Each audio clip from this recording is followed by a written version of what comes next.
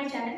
Guys, आज के video में हम पढ़ने वाले हैं क्लास 8 का हिंदी चैप्टर 10 हम स्टार्ट कर रहे हैं। चैप्टर 10 का नाम है ईर्ष्या तू ना गई मेरे मन से। दोस्तों, ये एक निबंध है जो कि रामधारी सिद्दीकी जी के द्वारा लिखी गई है और ये एक बहुत इंटरेस्टिंग निबंध है। इस चैप्टर में आपको बताया गया है कि आपको ईर्ष्या नहीं करनी चाहिए, आपको ईर्ष्या करने से क्या नुकसान होते हैं और आपको ईर्ष्यालु मनुष्य से कैसे बचना चाहिए और हमें ईर्ष्या से कैसे बचना चाहिए। ये सारा चीज इस चैप्टर में बताया गया है और साथ ही हमें इस चैप्टर को समझना भी है, अच्छे से पढ़ना भी है, क्योंकि तभी हम इसमें दिए गए क्वेश्चंस को सॉल्व कर पाएंगे। एंड दोस्तों, इस चैप्टर को पढ़ने के बाद आपको ये वीडियो अगर थोड़ी सी भी अच्छी लगेगी, हेल्पफुल लगेगी, तो प्लीज वीडियो को लाइक कर दीजिएगा। चैनल पर पहली बार आ रहे हैं तो चैनल को सब्सक्राइब कर दीजिएगा एंड बेल आइकन को भी प्रेस करके ऑल पर क्लिक कर लीजिएगा, ताकि मैं जब भी फ्यूचर वीडियोस अपलोड करूँ तो उसका नोटिफिकेशन तुरंत आपको मिल सके एंड आप मेरा वीडियो सबसे पहले देख सकें। तो चलिए इसी के साथ हम आज का वीडियो स्टार्ट करते हैं। तो इस चैप्टर का नाम क्या है? ईर्ष्या तू ना गई मेरे मन से। जैसा कि मैंने आपको बताया कि ये एक निबंध है जो कि रामधारी सिद्दीकी जी के द्वारा लिखी गई है। तो यहाँ पर लिखा हुआ है, रामधारी सिद्दीकी के इस रोचक निबंध में जीवन की रोजमर्रा के व्यवहारों पर टिप्पणी है।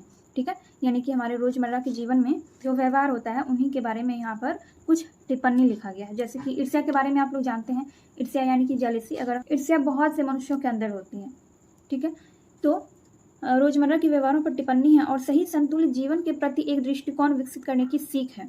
जीवन कौशल अध्ययन का एक उल्लेखनीय पहलू है। तनावों को कम करने में व्यक्ति की अपनी अंतरात्मा खास योगदान देती है। यह निबंध इस अंतर्निहित समझ को विकसित करता है। शीर्षक रोचक है और पहली नज़र में पढ़ने का आमंत्रण देता है। बिहार के यशस्वी साहित्यकार दिनकर की रचना संसार की विविधता को भी समझने में पाठ सहायक है। देखिए, ईर्ष्या जिस भी मनुष्य के अंदर होती है वो क्या होता है, वो हमेशा तनाव में रहते हैं। दूसरों को देख के जलेंगे, इसके पास ये है वो है, तो उससे क्या होगा, हमेशा उनको टेंशन होगा, मतलब वो हमेशा तनाव में रहेंगे। चैप्टर में आपको ये समझाया गया है कि किस तरह से आपको अपने मन से ईर्ष्या को कम करना चाहिए। ईर्ष्या क्या है, ईर्ष्या हमें करना चाहिए या नहीं करना चाहिए, ईर्ष्या हमारे जीवन पर क्या प्रभाव डालता है, ये सारा चीज़ आपको इस चैप्टर में बताया गया है। चलिए इस चैप्टर को पढ़ते हैं। तो रामधारी सिद्दीकी कह रहे हैं कि मेरे घर के दाहिने एक वकील रहते हैं जो खाने पीने से अच्छे हैं, दोस्तों को भी खूब खिलाते हैं और सभा सोसाइटियों में भी काफ़ी भाग लेते हैं। जो लेखक है रामधारी सिद्दीकी, वो कहते हैं कि मेरे घर के दाहिने एक वकील रहते हैं जो खाने पीने से अच्छे हैं, दोस्तों को भी खूब खिलाते हैं और सभा सोसाइटियों में भी काफ़ी भाग लेते हैं। बाल बच्चों से भरा पूरा परिवार, नौकर भी सुख देने वाले और पत्नी भी अत्यंत मृदु भाषणी। पत्नी मृदु भाषणी थी, मतलब वो अच्छी बोली बोलती थी, सबसे सही से बात करती थी। भला एक सुखी मनुष्य को क्या चाहिए? तो लेखक कह रहे हैं कि भला एक सुखी मनुष्य को और क्या चाहिए। अच्छा, अब यहाँ पर आगे है, मगर वे सुखी नहीं हैं। कौन, किसके बारे में कह रहे हैं? जिनकर उस वकील के बारे में कह रहे हैं, जिनके बारे में अभी भी उन्होंने कहा कि उनका भरा पूरा परिवार है, बहुत अच्छे से रहते हैं, खाने पीने से अच्छे हैं, दोस्तों को भी खूब खिलाते हैं। उसी वकील के बारे में वो कह रहे हैं कि उनके पास सब कुछ है लेकिन वे सुखी नहीं हैं। अब आगे है, उनके भीतर कौन सा दाह है इसे मैं भली भांति जानता हूँ। मतलब वो खुश क्यों नहीं रहते हैं, ये लेखक अच्छी तरह से जानते हैं। दरअसल उनकी बगल में जो बीमा एजेंट है, उनके विभव की वृद्धि से वकील साहब का कलेजा जलता रहता है। देखिए, जो वकील है उसके घर के बगल में एक बीमा एजेंट रहते हैं, ठीक है, उनके पास पैसा थोड़ा ज़्यादा है, इसलिए वो जो वकील है वो उनसे जलते हैं। वकील साहब को भगवान ने जो कुछ दे रखा है वह उनके लिए काफ़ी नहीं दिखता। वे इस चिंता में भुने जा रहे हैं कि काश एजेंट की मोटर, उसकी मासिक आय और उसकी तड़क भड़क भी मेरी हुई होती। वकील साहब के पास वैसे सब कुछ है, बहुत अच्छा परिवार है, पैसा वैसा सब कुछ उनके पास है, लेकिन वो एक बीमा एजेंट को देख के जलते हैं कि उनके जैसा मोटर, मासिक आय, उनकी तड़क भड़क मेरी होती तो बहुत अच्छा होता है। तो इसी वजह से वो दुखी रहते हैं, क्योंकि वो दूसरों से जलते हैं, वो दूसरों को देखकर जलते हैं कि उनके पास ये है, मेरे पास नहीं है। वो यह नहीं देख रहे हैं कि मेरे पास भी बहुत कुछ है और उसी में वो अच्छे से खुश रह सकते हैं, लेकिन वो ईर्ष्या करते हैं, इसलिए वो खुश नहीं रहते हैं। ईर्ष्या का यही अनोखा वरदान है। जिस मनुष्य के हृदय में ईर्ष्या घर बना लेती है वह उन चीज़ों से आनंद नहीं उठाता जो उसके पास मौजूद है, बल्कि उन वस्तुओं से दुख उठाता है जो दूसरों के पास है। ठीक है, देखिए, जिसके भी मन में, जिसके भी हृदय में ईर्ष्या घर बनाती है वो उन चीज़ों का आनंद नहीं उठा पाता जो उसके पास मौजूद है। जो दूसरों के पास रहता है उसको देख देख के वो दुखी होते रहते हैं। ठीक है, वह अपनी तुलना दूसरों के साथ करता है और इस तुलना में पक्ष के सभी अभाव उसके हृदय पर दंश मारते रहते हैं। दंश के इस दाह को भोगना कोई अच्छी बात नहीं, मगर ईर्ष्यालु मनुष्य करे भी तो क्या, आदत से लाचार होकर उसे यह वेदना भोगनी पड़ती है। एक उपवन को पाकर भगवान को धन्यवाद देते हुए उसका आनंद नहीं लेना और बराबर इस चिंता में निमग्न रहना कि इससे भी बड़ा उपवन क्यों नहीं मिला। एक ऐसा दोष है जिससे ईर्ष्यालु व्यक्ति का चरित्र भी भयंकर हो उठता है। अपने अभाव पर दिन रात सोचते सोचते वह सृष्टि की प्रक्रिया को भूल कर विनाश में लग जाता है और अपनी उन्नति के लिए उद्यम करना छोड़कर वह दूसरों को हानि पहुंचाने को ही अपना श्रेष्ठ कर्तव्य समझने लगता है। यहाँ पे लेखक क्या कह रहे हैं कि जो ईर्ष्यालु मनुष्य होता है वो अपने आदत से लाचार होता है। उसके पास जो कुछ भी होता है उसका लाभ तो वो उठाते नहीं हैं, उसका आनंद तो वो उठा नहीं पाते हैं और दिन रात चिंता में वो मगन रहते हैं, चिंता में ही लगे रहते हैं कि उसके पास ये चीज़ें मेरे पास नहीं है। और उनका चरित्र, उनका कैरेक्टर भी जो है, उनका स्वभाव भी बदलने लगता है। वो क्या करते हैं, ईर्ष्या की वजह से वो जिस व्यक्ति से जलते हैं उसको वो चोट पहुंचाने की कोशिश करेंगे या फिर कोई नुकसान करने की कोशिश करेंगे, तो उनका चरित्र बदलने लगता है और उसी काम को करने में उनको ज़्यादा आनंद आने लगता है। वो अपने आप को बहुत बड़ा समझने लगते हैं। तो ईर्ष्यालु मनुष्य के साथ यही होता है। ईर्ष्या की बड़ी बेटी का नाम निंदा है। देखिए, निंदा को ईर्ष्या की बड़ी बेटी कहा गया है। जो व्यक्ति ईर्ष्यालु होता है वही व्यक्ति बुरे किस्म का निंदक भी होता है। दूसरों की निंदा वह इसलिए करता है कि इस प्रकार दूसरे लोग जनता अथवा मित्रों की आंखों से गिर जाएंगे और तब जो स्थान रिक्त होगा उस पर अनायास मैं ही बिठा दिया जाऊंगा। ठीक है, जो ईर्ष्यालु लोग होते हैं वही निंदा भी करते हैं। सोचते हैं कि अगर मैं दूसरों की निंदा करूंगा तो वो व्यक्ति सबकी नज़रों से गिर जाएगा, मैं अच्छा बन जाऊंगा, महान बन जाऊंगा, लेकिन ऐसा नहीं होता है। यहाँ पर लेखक कहते हैं मगर ऐसा ना आज तक हुआ है और ना होगा। दूसरों को गिराने की कोशिश तो अपने को बढ़ाने की कोशिश नहीं की जा सकती। अगर आप दूसरों को गिराने की कोशिश कर रहे हैं तो आप खुद आगे नहीं बढ़ सकते। एक बात और है, संसार में कोई भी मनुष्य निंदा से नहीं गिरता। आप दूसरों की कितनी भी निंदा कर लीजिए, वो व्यक्ति वैसा ही रहेगा जैसा वो पहले था। अगर वो अच्छा है तो अच्छा रहेगा, अगर वो बुरा है तो बुरा ही रहेगा। आपकी निंदा करने से कोई व्यक्ति बदलने वाला नहीं है। जो निंदा करता है नुकसान उसका होता है। आप जिसका निंदा करते हैं उसका नुकसान नहीं होता है, बल्कि आपका खुद का नुकसान होता है। उसके पतन के कारण अपने ही भीतर के सद्गुणों का ह्रास होता है। जो व्यक्ति दूसरों की निंदा करता है तो उसके सद्गुणों में कमी आती जाती है। ह्रास होना यानी कि गुणों में कमी आना। सद्गुण का मतलब हो गया अच्छे गुण। तो उसके पतन का कारण अपने ही भीतर सद्गुणों का ह्रास होता है। इसी प्रकार कोई भी मनुष्य दूसरों की निंदा करने से अपनी उन्नति नहीं कर सकता। उन्नति तो उसकी तभी होगी जब वह अपने चरित्र को निर्मल बनाए तथा अपने गुणों का विकास करे। उन्नति कब होगा? जब आप अपने चरित्र को, आप अपने मन को निर्मल बनाएंगे और अपने गुणों का विकास करेंगे। आपको ये सोचना है कि आपको किस तरह से एक अच्छा व्यक्ति, एक अच्छा इंसान बनना है। आप क्या करेंगे? आप अपने गुणों को बढ़ाने की कोशिश करेंगे। ईर्ष्या का काम जलाना है, मगर सबसे पहले वह उसी को जलाती है जिसके हृदय में उसका जन्म होता है। आप भी ऐसे बहुत से लोगों को जानते होंगे जो ईर्ष्या और द्वेष की साकार मूर्ति हैं और जो बराबर इस फिक्र में ही रहते हैं कि कहाँ सुनने वाले मिले, कि अपने दिल की गुबार निकालने का मौका मिले। तो आपने भी देखा होगा आपके आसपास बहुत से ऐसे व्यक्ति होंगे जो ईर्ष्यालु किस्म के होंगे और जिनको निंदा करना, दूसरों की निंदा करना बहुत पसंद होता है। वो इसी मौके में रहते हैं कि कब मुझे कोई ऐसा इंसान मिलेगा, कोई आदमी मिले जिसके साथ मैं दूसरों की निंदा कर सकूं। आदत ज़्यादातर औरतों में होता है। औरतों में ही नहीं, मैं सिर्फ औरतों के बारे में नहीं कह रही हूँ, औरतों के अलावा सभी मनुष्यों में, सभी तरह के, सभी उम्र के मनुष्यों में ऐसा द्वेष होता है, मगर औरतों में ऐसा द्वेष ज़्यादा देखा जाता है। ठीक है, निंदा करना, दूसरों की निंदा करना, दूसरों के बारे में भला बुरा बोलना उनका रोज का काम होता है। तुमने यहाँ तक पढ़ा, श्रोता मिलते ही उनका ग्रामोफोन बजने लगता है। जैसे ही कोई सुनने वाला मिला कि बस चालू हो गया, और वे बड़ी ही होशियारी के साथ एक एक कांड इस ढंग से सुनाते हैं मानो विश्व कल्याण को छोड़कर उनका और कोई ध्येय नहीं हो। मगर जरा उनके पास अपने इतिहास को भी देखिए और समझने की कोशिश कीजिए कि जब से उन्होंने इस सुकर्म का आरंभ किया है तब से वे अपने क्षेत्र में आगे बढ़े हैं या पीछे हटे हैं। यह भी अगर वे निंदा करने में समय और शक्ति का अपव्यय नहीं करते तो आज उनका स्थान कहाँ होता। चिंता को लोग चिता कहते हैं। जिसे किसी प्रचंड चिता ने पकड़ लिया है उस बेचारे की जिंदगी ही खराब हो जाती है। किंतु ईर्ष्या शायद चिंता से भी बदतर चीज है, क्योंकि वह मनुष्य के मौलिक गुणों को ही कुंठित बना डालती है। मृत्यु शायद फिर भी श्रेष्ठ है बनिस्बत इसके कि हमें अपने गुणों को कुंठित बनाकर जीना पड़े। देखिए, बनिस्बत का मतलब होता है अलावा। ठीक है, यानी कि मृत्यु शायद फिर भी श्रेष्ठ है अलावा इसके कि हमें अपने गुणों को कुंठित बनाकर जीना पड़े। चिंता दग्ध मनुष्य समाज की दया का पात्र है, किंतु ईर्ष्या से जला भुना आदमी जहर की एक चलती फिरती गठरी के समान है जो हर जगह वायु को दूषित करती फिरती है। इसमें, इस पैराग्राफ में ये कहा गया है कि पहले तो इसमें बोला गया कि आप बहुत सारे ऐसे इंसानों को जानते होंगे जिनका फेवरेट काम होता है कि दूसरों की निंदा करना, ईर्ष्या करना, और जैसे ही कोई सुनने वाला मिले बस एक एक कहानी को वो बहुत अच्छे से बोल के दूसरों के सामने प्रकट करते हैं। ठीक है, और उसके बाद इसमें लेखक कह रहे हैं कि जरा उनके अपने इतिहास को भी देखिए और समझने की कोशिश कीजिए कि जब से उन्होंने इस सुकर्म का प्रारंभ किया है तब से वे अपने क्षेत्र में आगे बढ़े या पीछे हटे हैं। देखिए, जो निंदा करने में ही लगा रहता है, ईर्ष्या करने में ही लगा रहता है, वो आगे बढ़ ही नहीं सकता। मनुष्यों को दूसरों की निंदा करने में समय व्यतीत नहीं करना चाहिए। और फिर लेखक कहते हैं कि चिंता को लोग चिता कहते हैं, जिसे किसी प्रचंड चिता ने पकड़ लिया उस बेचारे की जिंदगी ही खराब हो जाती है। चिंता भी हमें नहीं करनी चाहिए। लेकिन इसमें ये कह रहे हैं लेखक कि ईर्ष्या चिंता से भी बदतर चीज है, क्योंकि यह मनुष्य के मौलिक गुणों को ही कुंठित बना डालती है। अगर आप किसी से ईर्ष्या करते हैं तो आपके अंदर जो गुण होता है वो भी मर जाता है। तो यही सारा चीज लेखक ने इसमें कहा है। और ये भी कहा है कि किंतु ईर्ष्या से जला भुना आदमी जहर की एक चलती फिरती गठरी के समान है, जो हर जगह वायु को दूषित करती फिरती है। तो हमें ईर्ष्या नहीं करना चाहिए। ईर्ष्या करने वाले व्यक्ति को क्या कहा गया है कि ईर्ष्या करने वाला आदमी जहर की एक चलती फिरती गठरी के समान है, जो कि हर जगह वायु को दूषित करती फिरती है। ईर्ष्या मनुष्य का चारित्रिक दोष ही नहीं है, प्रत्युत इससे मनुष्य के आनंद में भी बाधा पड़ती है। जब भी मनुष्य के हृदय में ईर्ष्या का उदय होता है, सामने का सूर्य उसे मध्यम सा दिखने लगता है, पक्षियों के गीत में जादू नहीं रह जाता है, और फूल तो ऐसे हो जाते हैं मानो वे देखने योग्य ही नहीं हो। ईर्ष्या करने से लोग हमेशा दुखी रहते हैं, वो किसी भी चीज का आनंद नहीं उठा पाते हैं। अब यहाँ पर है, आप कहेंगे कि निंदा के बाण से अपने प्रतिद्वंद्वों को बेद कर हंसने में एक आनंद है, और यह आनंद ईर्ष्यालु व्यक्ति का सबसे बड़ा पुरस्कार है। मगर यह हंसी मनुष्य की ही नहीं, राक्षस की हंसी होती है, और आनंद भी दैत्यों का आनंद होता है। देखिए, कई लोग ये कहेंगे कि निंदा करने से हम क्या कर सकते हैं, अपने जिससे भी हम ईर्ष्या करते हैं उसके ऊपर हम हंस के आनंद ले सकते हैं।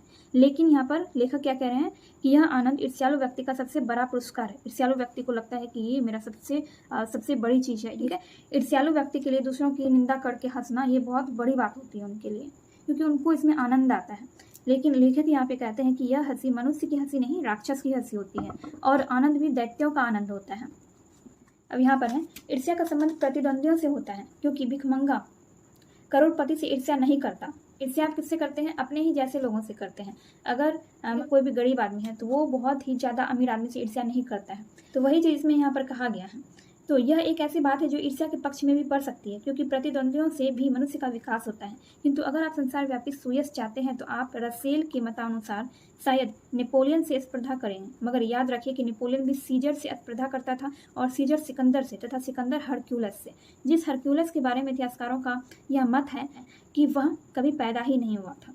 तो इसका मतलब यहाँ पर ये हुआ कि आप दूसरों से ईर्ष्या मत कीजिए, आप अपने आप को बेहतर बनाने की कोशिश कीजिए। आपको लगता है कि वो हमसे बेहतर है तो आप ये कोशिश कीजिए कि मैं उससे बेहतर कैसे बन सकता हूँ। दूसरों से ईर्ष्या नहीं करनी चाहिए। स्पर्धा आप कर सकते हैं पर ईर्ष्या में नहीं करनी चाहिए। अब देखिए, ईर्ष्या का एक पक्ष सचमुच ही लाभदायक हो सकता है, जिसके अधीन हर आदमी, हर जाति और हर दल अपने को प्रतिद्वंदियों का समकक्ष बनाना चाहता है। किंतु यह तभी संभव है जबकि ईर्ष्यालु व्यक्ति यह महसूस करता है कि कोई चीज़ है जो उसके भीतर नहीं है, कोई वस्तु है दूसरों के पास है, किंतु वह यह नहीं समझ पाता है कि इस वस्तु को प्राप्त कैसे करना चाहिए। गुस्से में आकर वह अपने किसी पड़ोसी, मित्र या समकालीन व्यक्ति को अपने से श्रेष्ठ मानकर उसे जलने लगता है, जबकि वे लोग भी अपने आप से शायद वैसे ही असंतुष्ट हो। मान लीजिए कि कोई व्यक्ति दूसरों से बहुत जलता है, जैसे कि आपने उस वकील के बारे में ही पढ़ा।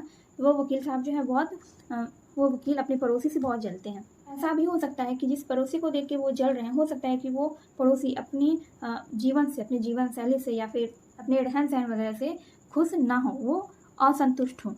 इसलिए आपको दूसरों को देखकर जलना नहीं चाहिए। चाहे कोई भी आदमी, चाहे कितना भी अमीर हो, सक्सेसफुल हो, सुंदर हो, जो भी हो, लेकिन उसकी लाइफ में कोई ना कोई कमी जरूर रहती है, और वो भी अपनी लाइफ को परफेक्ट नहीं मानते हैं। तो इसलिए दूसरों को देखकर नहीं जलना चाहिए। आप अपने आप में कोशिश कीजिए कि आपको कैसे बेहतर करना है, आपको कैसे बेहतर बनना है।